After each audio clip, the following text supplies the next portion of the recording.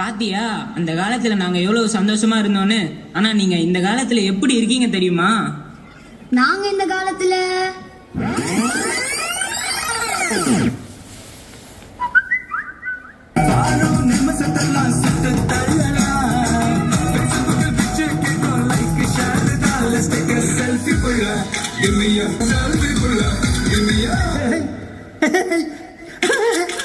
Let's take a selfie.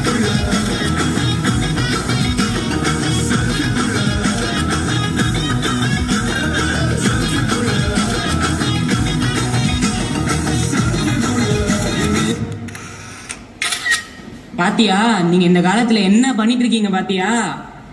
ஆமா தாத்தா. அது மட்டும் இல்ல, இன்னும் சொல்றேன் கேளு. அந்த காலத்துல விடுமுறை நாட்கள்ல நாங்க எல்லாம் ஒன்னா உட்காந்து சேர்ந்து சந்தோஷமா சாப்பிடுவோம்.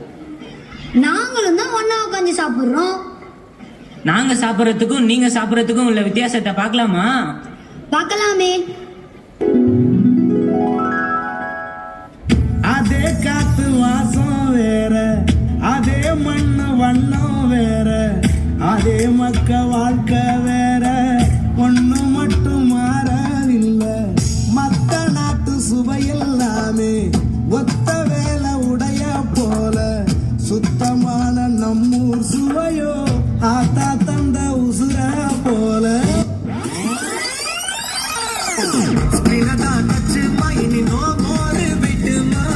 நினைச்சா தேடி வரும் சம்மர் ஸ்பீடுமா.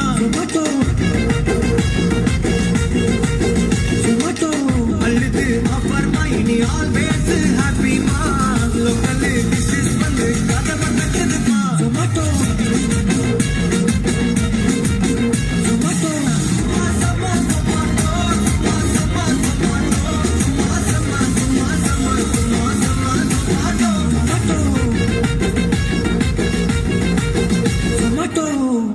சாப்பிடுற விஷயத்துலதான் இப்படி இருக்கீங்கன்னு பார்த்தா நீங்க விளையாட்ட எப்படி சாமி விளையாடுறீங்க? என்ன தாத்தா, நாங்க விளையாட மாட்டோமா? ஸ்கூல் விட்டு வந்த உடனே விளையாட ஆரம்பிச்சா ராத்திரி 8 மணி வரைக்கும் ஒரே விளையாட்டு தான். நாங்க எப்படி விளையாடணும்னு சொல்லட்டா? சொல்லுங்க பாப்போம்.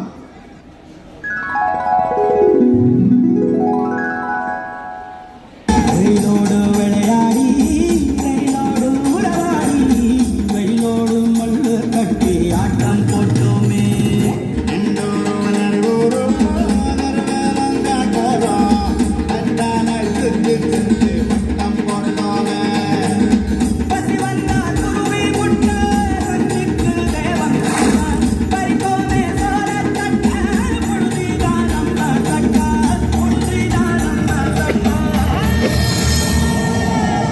வெயிலோடு விளையாடி, வெயிலோடு உடலாடி, வெயிலோடு மல்லு கட்டி ஆட்டம் போட்டோமே.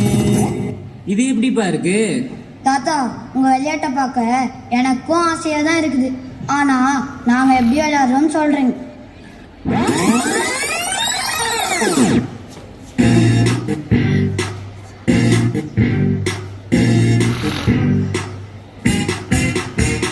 Boom, boom, robo-da, robo-da, robo-da. Zoom, zoom, robo-da, robo-da, robo-da, robo-da. Zoom, zoom, robo-da, robo-da, robo-da. Boom, boom, robo-da, robo-da, robo-da. Zoom, zoom, robo-da, robo-da, robo-da.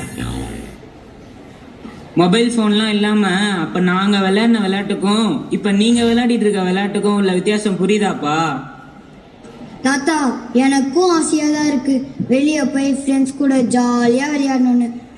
ஆனா அம்மா நான் ஸ்கூல் விட்டு வந்த உடனே கையில ஸ்நாக்ஸை கொடுத்து கூடவே போனையும் கொடுத்து வீட்லயே உட்கார வச்சிடுறாங்க.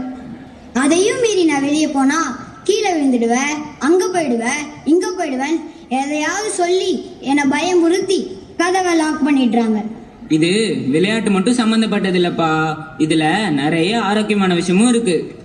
நீங்க வெளில போய் விளையாடும் போதுதான் உங்க உடம்பு ஆரோக்கியமா இருக்கும்.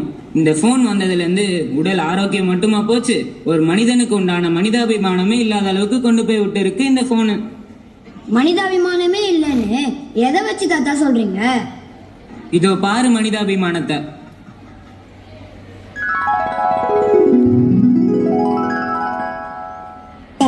பாதை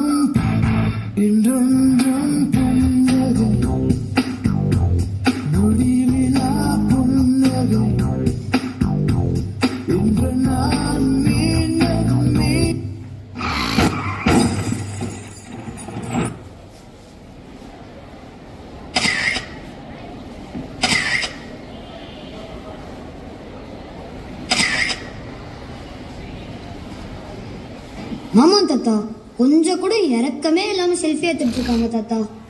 இந்த மொபைல் ஃபோன் உங்களை எந்த நிலைமைக்கு கொண்டு வந்து விட்டுருக்கு பாத்தியா? அப்படின்னா இந்த மொபைல் போன்னால எந்த யூஸ்மே இல்லைன்னு சொல்றீங்களா தாத்தா?